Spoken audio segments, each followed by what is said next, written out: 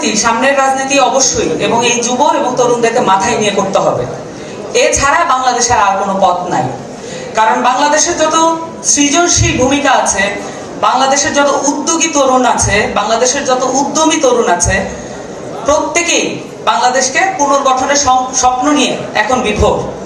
কিন্তু আমরা পরিষ্কারভাবে দেখতে পাচ্ছি বাংলাদেশে রাজনৈতিক পক্ষগুলো, রাজনৈতিক শক্তিগুলো এই স্বপ্নকে স্বপ্নভঙ্গে রূপান্তরিত করার জন্য ক্রমাগত কাজ করে যাচ্ছে।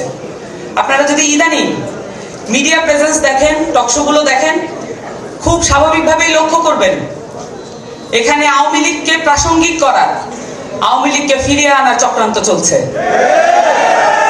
ফ্যাসিবাদকে বাংলাদেশে নিয়ে আসার, স্বৈরাচারী কাঠামোকে আবার ফিরিয়ে আনার প্রচেষ্টা চলছে। এই প্রচেষ্টা কারা রুখে দিবে? এই প্রচেষ্টা রুখে দেওয়ার জন্য